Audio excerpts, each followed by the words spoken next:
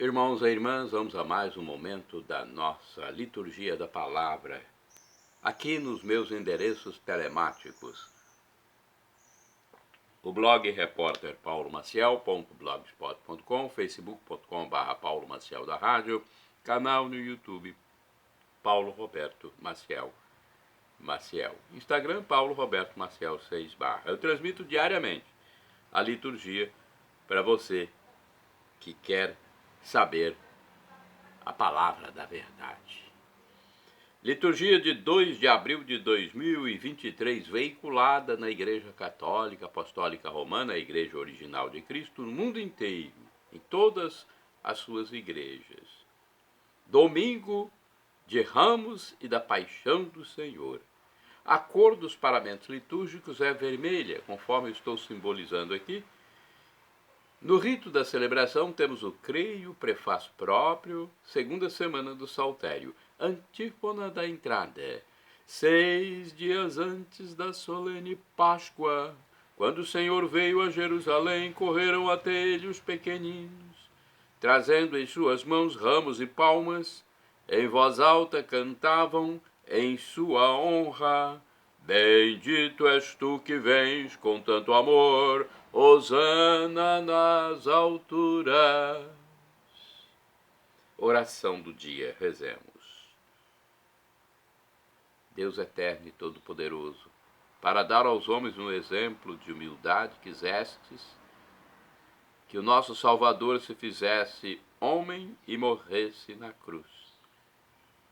Concedei-nos aprender o ensinamento da sua paixão e ressuscitar com ele em sua glória, por nosso Senhor Jesus Cristo, vosso Filho, na unidade do Espírito Santo. Primeira leitura do livro do profeta Isaías, capítulo 50, versículos do 4 ao 7. O Senhor Deus deu-me língua adestrada para que eu saiba dizer palavras de conforto à pessoa abatida. Ele me desperta cada manhã e me excita o ouvido para prestar atenção como um discípulo. O Senhor abriu-me os ouvidos, não lhe resisti nem voltei atrás. Ofereci as costas para me baterem e as faces para me arrancarem a barba. Não desviei o rosto dos bofetões e cusparadas. Mas o Senhor Deus é meu auxiliador, por isso não me deixei abater o ânimo. Conservei o rosto impassível como pedra, porque sei que não sairei humilhado. Palavra do Senhor, graças a Deus. Vamos agora ao Salmo responsorial. É o Salmo 22. Versículos do 8º ao 9, 17 ao 18a, 19 ao 20, 23 a 24, refrão, segundo A. Meu Deus, por que me abandonastes? Meu Deus, por que me abandonastes? Riem de mim todos aqueles que me veem, torcem os lábios e sacodem a cabeça. Ao Senhor se confiou, ele o liberte, e agora o salve, se é verdade que ele o ama.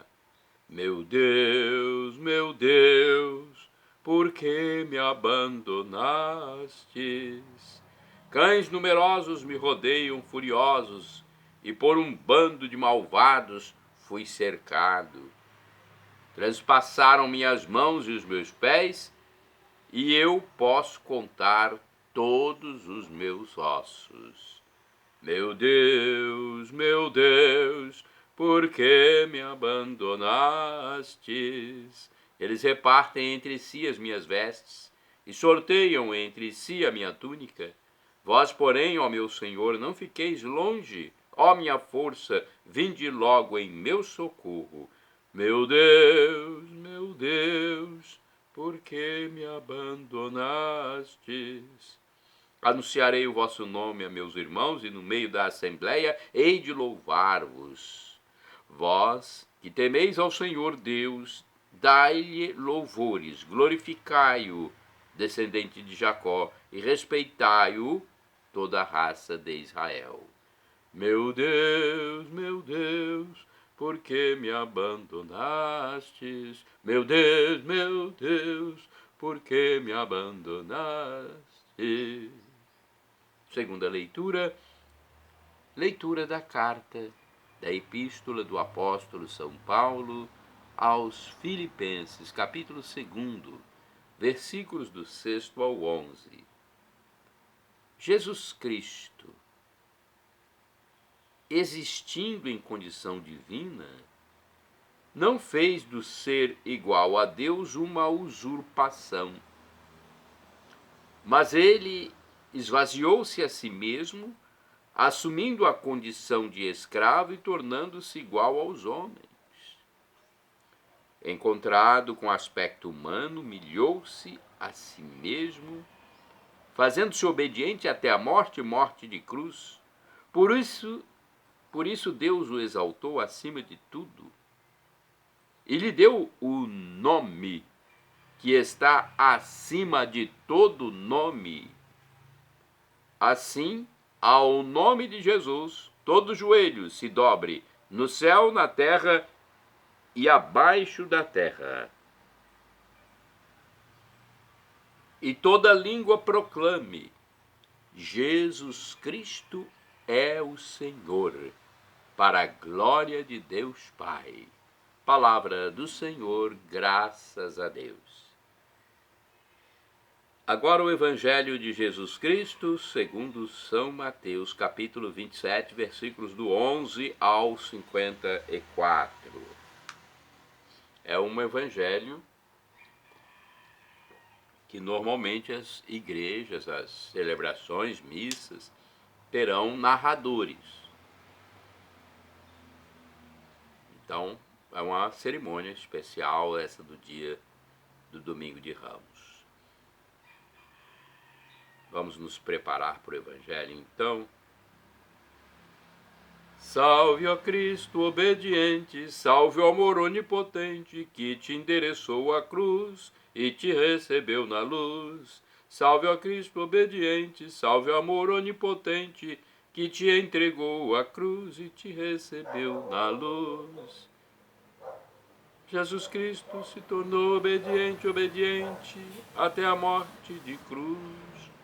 Pelo que o Senhor Deus o exaltou e deu-lhe um nome muito acima de outro nome. Filipenses 2, versículos 8 e seguinte. Salve, ó Cristo obediente, salve o amor onipotente que te entregou a cruz e te recebeu na luz. Salve, ó Cristo obediente, salve o amor onipotente que te entregou a cruz e te recebeu na luz. O Senhor esteja convosco, Ele está no meio de nós.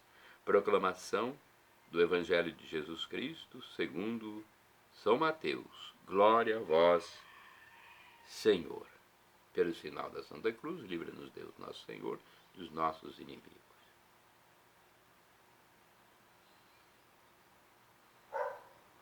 Proclamação do Evangelho de Jesus Cristo com narradores e leitores. Narrador 1. Paixão de nosso Senhor Jesus Cristo, segundo Mateus. Naquele tempo, Jesus foi posto diante de Pôncio Pilatos e este o interrogou. Assistência, assembleia. Tu és o rei dos judeus? Narrador 1. Jesus declarou. Presidente. É como dizes. Agora não vou mais falar os narradores, senão vai ficar muito cansativa a leitura. E nada respondeu quando foi acusado pelos sumos sacerdotes e anciãos. Então Pilatos perguntou: não estás ouvindo de quanta coisa eles te acusam? Mas Jesus não respondeu uma só palavra e o governador ficou muito impressionado. Na festa da Páscoa, o governador costumava soltar o prisioneiro que a multidão quisesse. Naquela ocasião, tinham o prisioneiro famoso, chamado Barrabás. Então Pilatos perguntou à multidão reunida: quem vós quereis que eu solte, Barrabás ou Jesus, a quem chamam de Cristo? Pilatos nem sabia que eles haviam entregue Jesus por inveja.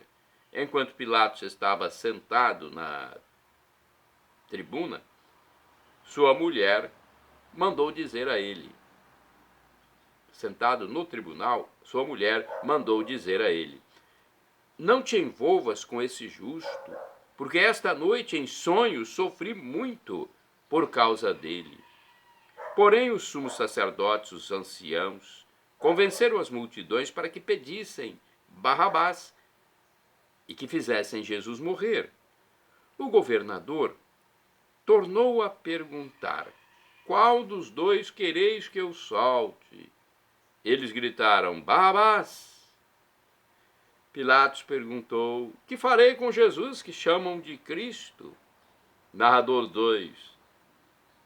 Todos gritaram: seja crucificado. Pilatos falou: mas que mal ele fez? Eles, porém, gritaram com mais força: seja crucificado. Pilatos viu que nada conseguia e que poderia haver uma revolta, então mandou trazer água, lavou as mãos diante da multidão e disse: eu não sou responsável pelo sangue deste homem. Este é um problema vosso. O povo todo respondeu: que o sangue dele caia sobre nós e sobre os nossos filhos. Então Pilatos soltou Barrabás, mandou flagelar Jesus e entregou-o para ser crucificado.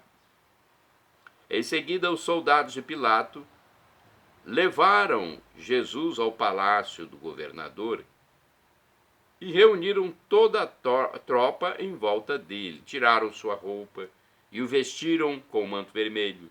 Depois teceram uma coroa de espinhos, puseram a coroa em sua cabeça e uma vara em sua mão direita. Então se ajoelharam diante de Jesus e zombaram, dizendo: salve o rei dos judeus.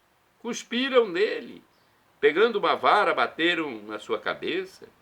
Depois de zombar dele, tiraram-lhe o manto vermelho e de novo o vestiram com suas próprias roupas. Daí o levaram para crucificar. Quando saíam, encontraram um homem chamado Simão na cidade de Cirene e o obrigaram a carregar a cruz de Jesus. E chegaram a um lugar chamado Gólgota, que quer dizer lugar da caveira. Ali deram vinho misturado com fel para Jesus beber. Ele provou, mas não quis beber. Depois de o crucificarem, fizeram um sorteio, repartindo entre si as suas vestes, e ficaram ali sentados, montando guarda. Acima da cabeça de Jesus puseram o motivo de sua condenação. Este é Jesus, o Rei dos Judeus. Com ele também crucificaram 2 ladrões, um à direita e outro à esquerda de Jesus. As pessoas que passavam por ali o insultavam, balançando a cabeça, dizendo: tu que ias destruir o templo e construí-lo de novo em 3 dias, salva-te a ti mesmo. Se és o Filho de Deus, desce da cruz. Do mesmo modo, os sumos sacerdotes, junto com os mestres da lei e os anciãos, também zombavam de Jesus. A outro salvou, a si mesmo não pode salvar. É rei de Israel? Desça agora da cruz e acreditaremos nele. Confiou em Deus, que o livre agora, se é Deus que o ama, já que ele disse: eu sou filho de Deus. Do mesmo modo, também os 2 ladrões foram crucificados com Jesus e o insultavam. Desde o meio-dia até as 3 horas da tarde houve escuridão sobre toda a terra. Pelas 3 horas da tarde, Jesus deu um forte grito: Eli, Eli, lama sabachthani. O que quer dizer: meu Deus, por que me abandonaste?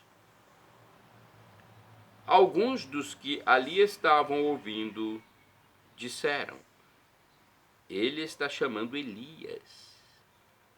E logo um deles, correndo, pegou uma esponja, ensopou-a em vinagre, colocou-a na ponta de uma vara e lhe deu para beber. Outros, porém, disseram: deixa, vamos ver se Elias vem salvá-lo. Então Jesus deu outra vez um forte grito e entregou o Espírito. Nesse momento todos se ajoelham.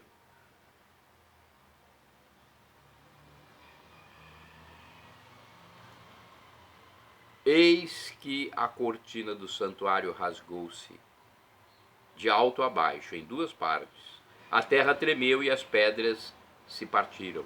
Os túmulos se abriram e muitos corpos dos santos falecidos ressuscitaram. Saindo dos túmulos, depois da ressurreição de Jesus, apareceram na cidade santa e foram vistos por muitas pessoas.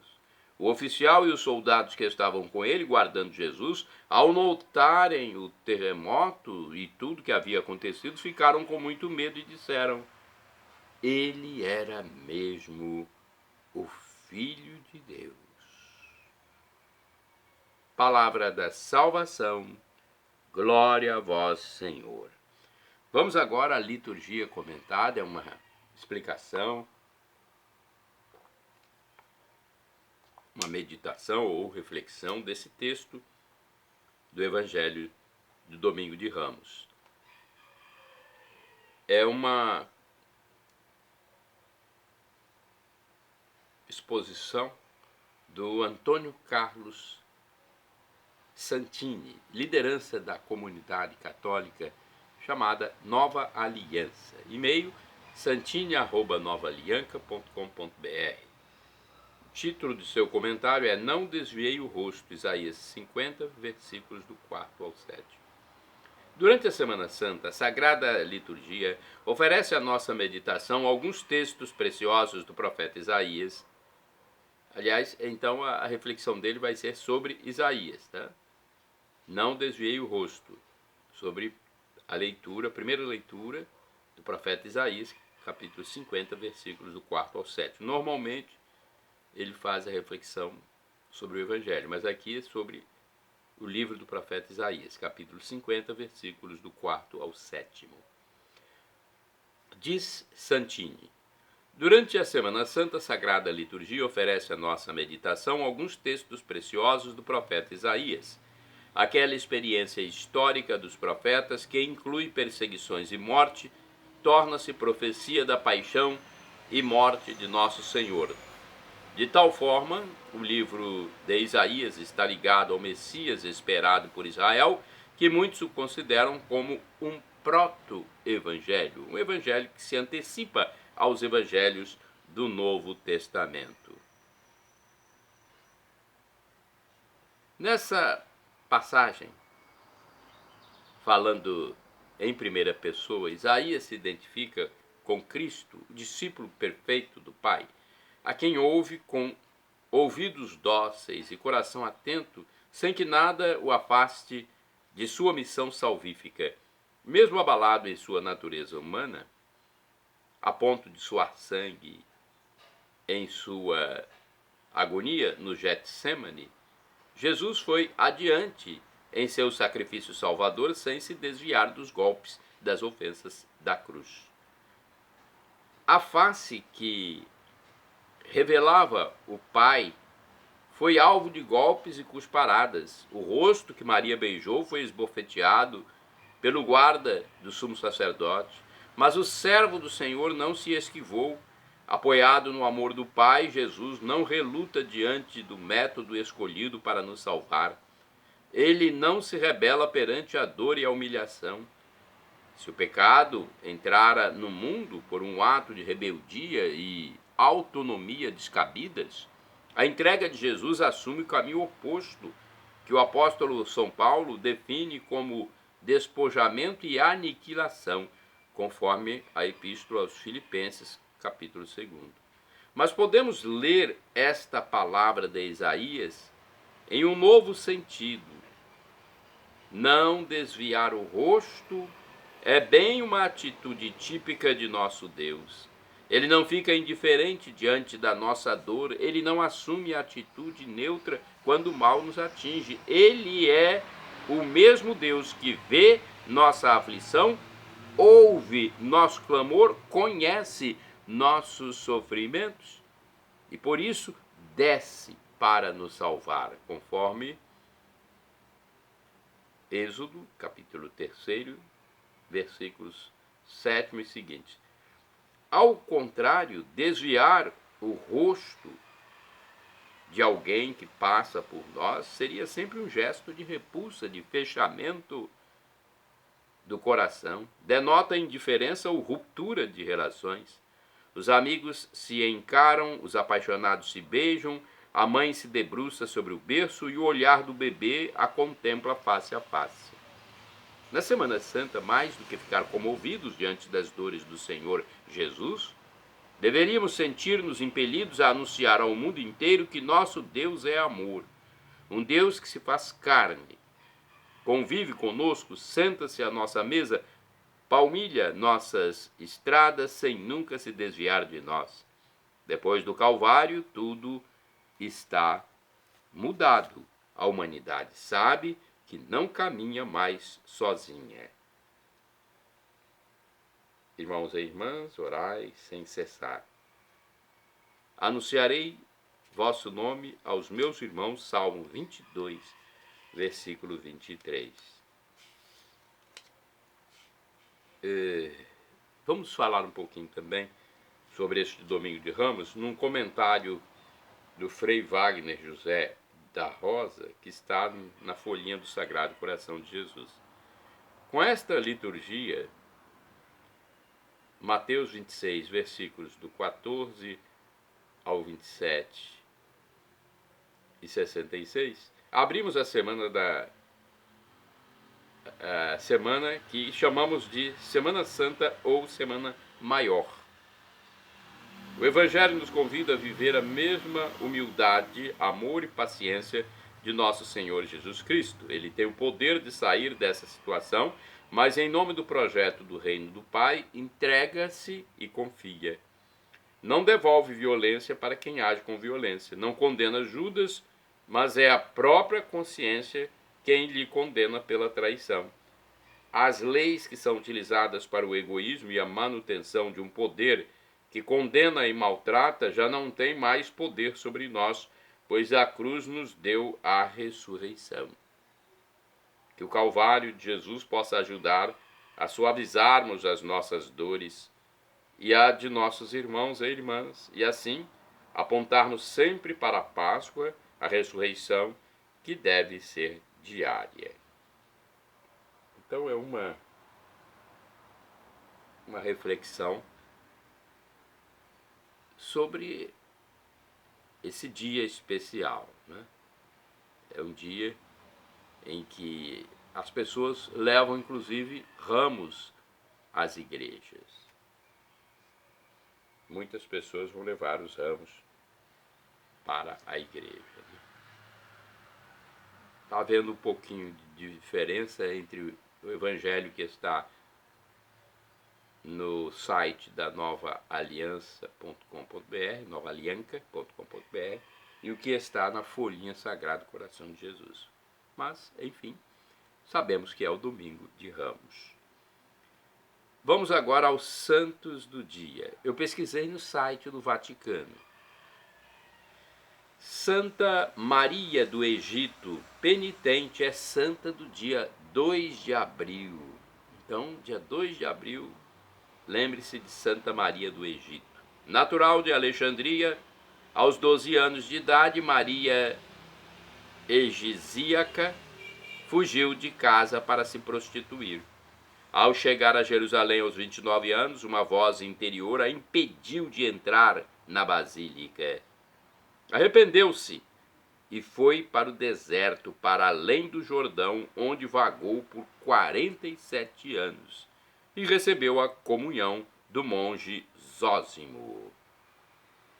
Olha a história de arrependimento de uma santa, né, que seria prostituta, se arrependeu e mudou de vida, converteu-se. Santa Maria do Egito, rogai por nós.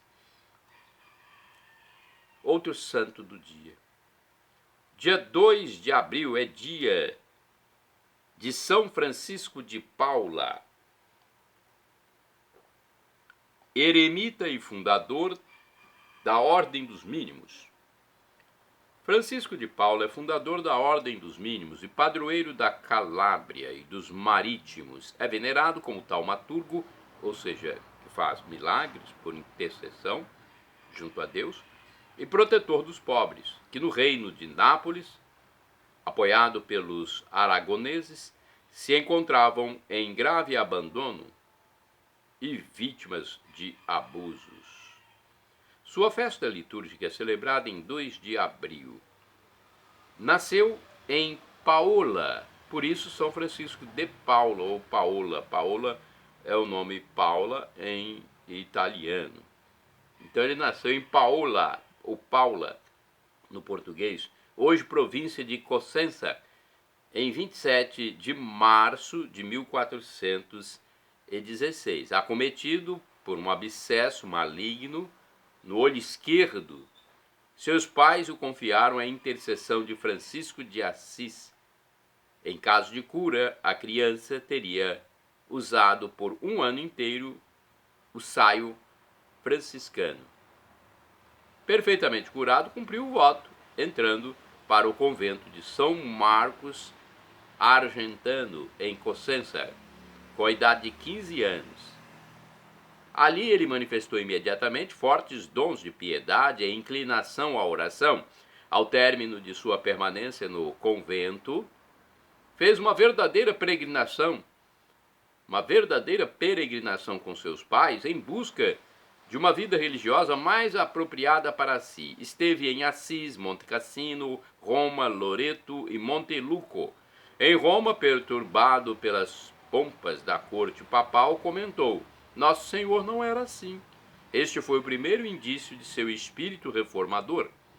Retornando a Paola, iniciou um período de vida eremítica em um lugar inacessível das propriedades da família. Aos poucos, outros, cada vez mais numerosos, se uniram à sua experiência, reconhecendo-o como guia espiritual. Com seus pais, construiu uma capela e 3 dormitórios. Em 1452, conseguiu a aprovação diocesana e a permissão para instituir um oratório, um mosteiro e uma igreja. Os próprios nobres da cidade de Paola, entusiasmados pela experiência de Francisco, contribuíram como simples operários para a conclusão das obras. A fama de santidade de Francisco espalhou-se rapidamente.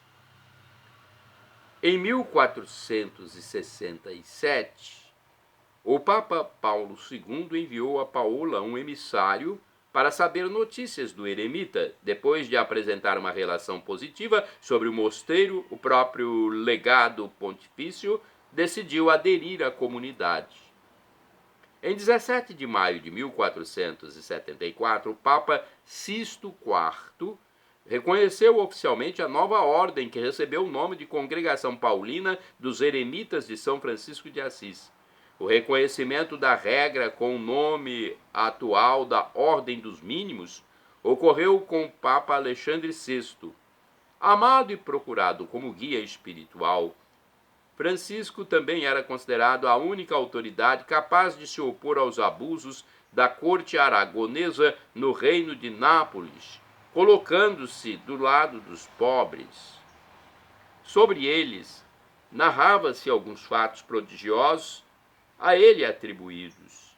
Em 1464, ano de grave escassez, alguns operários se dirigiam à planície de Terra Nova para encontrar trabalho no território de Galatro, região da Calábria. Depararam-se com São Francisco, que ia para Sicília, ao qual pediram um pouco de pão, porque estavam famintos e nada tinham para comer. Então Francisco lhes disse: Mostrem-me seus alforjes, porque dentro há pão. E assim foi. Em seus pobres bornais, os operários encontraram pão branquíssimo, fresquinho e quentinho. Quanto mais eles comiam, mais aumentavam os pães. Segundo outra narração, um barqueiro recusou-se a transportar Francisco e seus companheiros para Sicília. Então o santo estendeu sua túnica sobre o mar e assim puderam atravessar o estreito. Outro carisma atribuído ao santo eremita foi uma profecia. Ele previu que a cidade de Otranto cairia nas mãos dos turcos. Isto foi no ano de 1480, mas depois seria novamente conquistada pelo rei de Nápoles. Por meio dos mercadores napolitanos, a fama de Francisco chegou até a corte de Luís XI na França. Enfermo, o rei pediu ao Papa Sisto IV para mandar o eremita ir ter com ele em seu leito. Tanto o Papa como o rei de Nápoles notaram neste convite a possibilidade de vantagens políticas. Francisco, no entanto, obedeceu, com um pouco de desprazer, ao pedido do Papa, pois ele estava acostumado a seu eremitério e não se adaptaria facilmente à vida de corte. À sua chegada, o rei Luís XI ajoelhou-se aos seus pés, mas nunca recobrou sua saúde. Porém, a presença do eremita na corte contribuiu para melhorar as relações entre o papado e a monarquia francesa. Ali, Francisco manteve encontros com pessoas simples, mas também com acadêmicos em busca de um guia espiritual. Francisco de Paula permaneceu 25 anos nos Alpes, trabalhando a terra como camponês, mas a sua fama aumentava sempre mais como reformador e penitente. Com a agregação de alguns beneditinos e franciscanos, a congregação calabresa mudou sua vida de eremita para de cenobita. Tal reviravolta levou a fundação a contar com a Ordem Terceira Secular e depois com as monjas.